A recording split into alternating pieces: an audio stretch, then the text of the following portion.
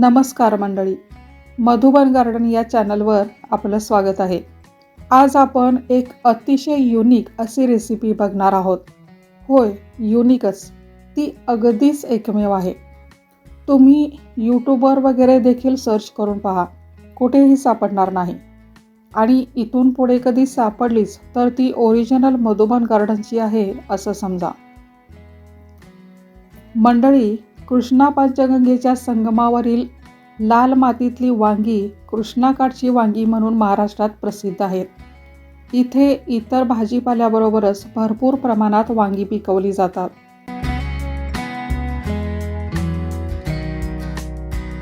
जांभळी, हिरवी, पांढरी, काट्याची, बिनकाट्याची असे अनेक प्रकार. शिरगाव काटा वांगी, कुडची वांगी या इथल्या स्थानिक भागातील प्रसिद्ध जाती आहेत. वांगी घेताना ज्या वांग्याचा देठ जाड असतो अशी वांगी निवडा. ती चवीला रुचकर असतात.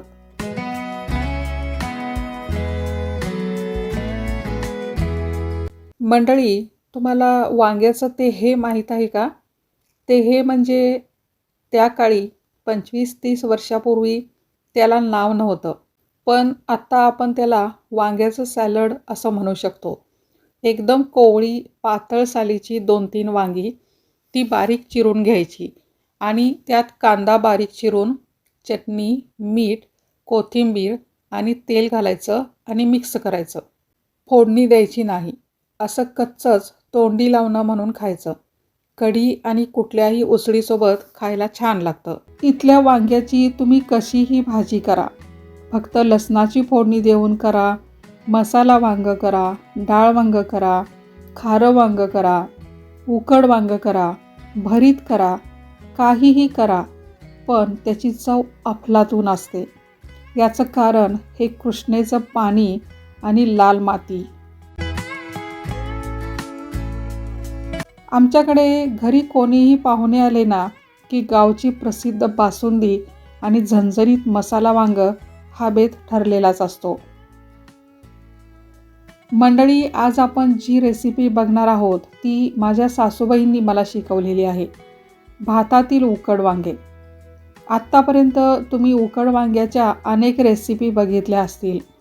बऱ्याचदा त्या भांड्यात पाणी घेऊन त्यावर चाळण ठेवून त्यात वांगी उकडून घेतलेले असतात किंवा भातात भरपूर मसाले वापरून वांग्याच्या फोडी घालून केलेल्या वांगी भाताच्या असतील.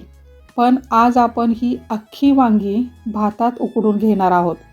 म्हणूनच ही रेसिपी साधीच पण एकदम युनिक आहे. गेली कित्येक वर्षे आम्ही ही भाजी करत आलो आहोत. आज या चॅनलच्या निमित्ताने ती तुमच्यासमोर मांडण्याची संधी मिळत आहे. रेसिपीला सुरुवात करण्यापूर्वी अशाच नाविन्यपूर्ण गोष्टींची माहिती मिळण्यासाठी मधुबन गार्डनला सबस्क्राईब करून बेल आयकॉनवर क्लिक करा ही विनंती. चला तर मग करूया सुरुवात. यासाठी आपल्याला एकदम छोटी वांगी लागणार आहेत. अगदी अंड्याच्या आकारा एवढी म्हटली तरी हे चालेल. हे पहा, अशी. ही घरची वांगी आहेत.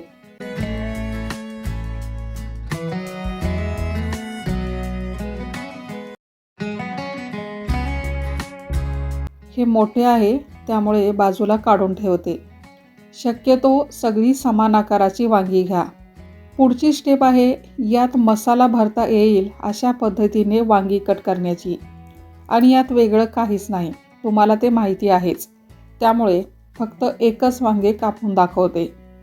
देठाजवळचा हा भाग आणि अर्धा देठ कापून टाका.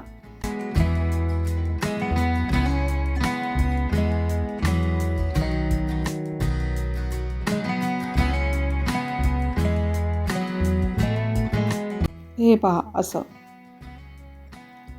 या पद्धतीने सगळी वांगी कट करून झाली आहेत. आता मसाला तयार करेपर्यंत ती पाण्यात घालून ठेवूया.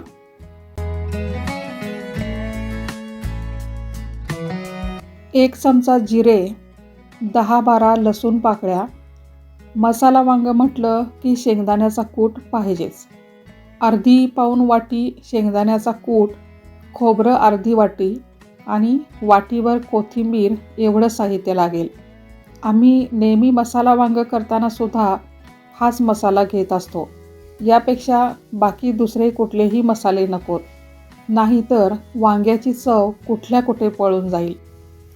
मिक्सरच्या भांड्यात घेऊन सगळा मसाला बारीक करून घेऊया. कोथिंबिरीचा ओलसरपणा असल्यामुळे शक्यतो पाणी लागत नाही, पण गरज वाटलीच तर एखादा चमचा घालू शकता.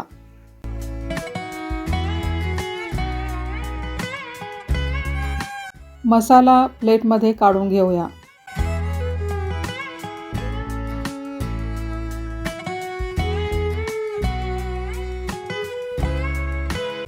त्यात चटणी तुम्हाला कितपत तिखट हवे त्यानुसार घाला आणि मीठ चवीनुसार.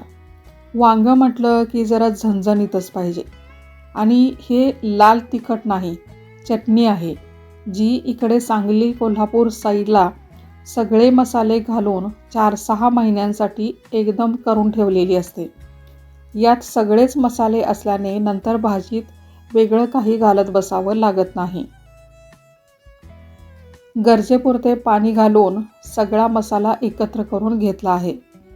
आता वांग्यांमध्ये दोन्ही बाजूनी मसाला भरून अलगद दाबून बसवा. मी 2 वांग्यांमध्ये भरून दाखवला आहे, त्याप्रमाणे सगळी वांगी भरून घ्या.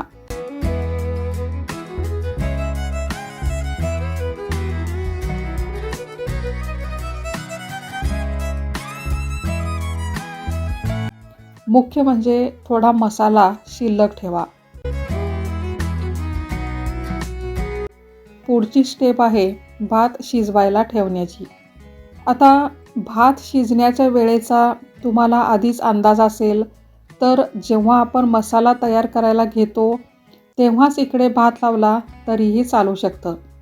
फक्त काळजी एकच घ्यावी की भात पूर्ण शिजायला नको आहे आणि असं व्हायला नको, म्हणून मी आधी वांग्याची तयारी करून ठेवली आणि आता भात लावते आहे.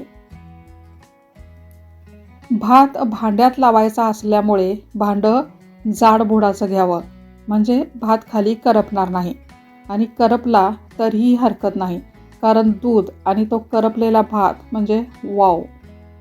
आवडतो का तुम्हाला? भातासाठी 2-2.5 वाट्या तांदूळ घेतला आहे.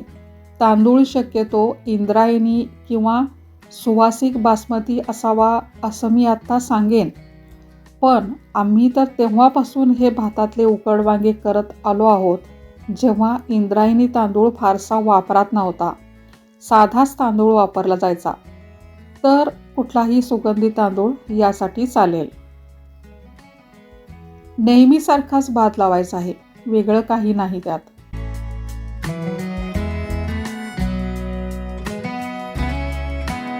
तांदळाच्या अंदाजानुसार पाणी घाला. मीठ घालून झाकण लावून शिजायला ठेवून द्या.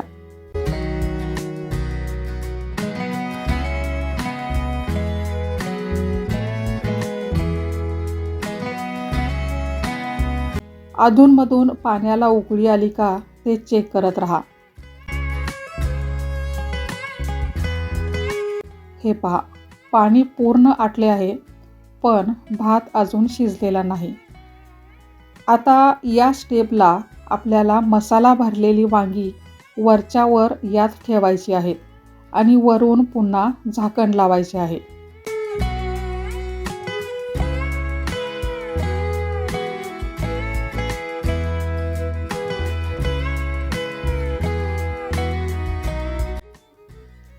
दरम्यान मी एकदा उघडून पाहिलं होतं आणि आत्ता 10 मिनिटानंतर वांगी किती छान शिजली आहेत. तुम्ही सुरी खुपसून नक्की खात्री करून घेऊ शकता. एक सांगू का, वांग्याचा मसाला थोडाफार भातात सांडला तर त्या मसाल्यामुळे या भाताला सुद्धा छान स्वाद येतो.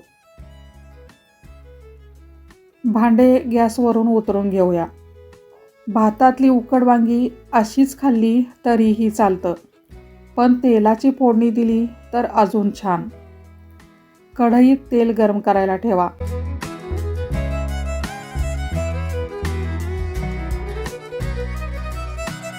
तापले की मोहरी आणि मसाला घाला.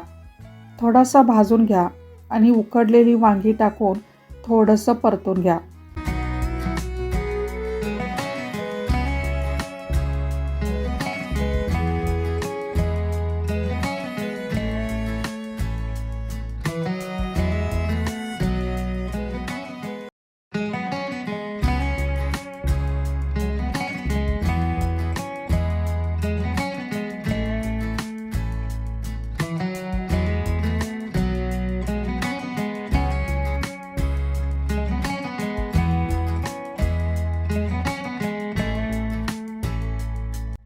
झालं तयार. बाजरीची, ज्वारीची भाकरी किंवा चपातीबरोबर सुद्धा एकदम मस्त लागते. एकदा करून तर बघा. व्हिडिओ आवडल्यास आपल्या नातलगात आणि मित्रपरिवारात समाविष्ट करा. धन्यवाद.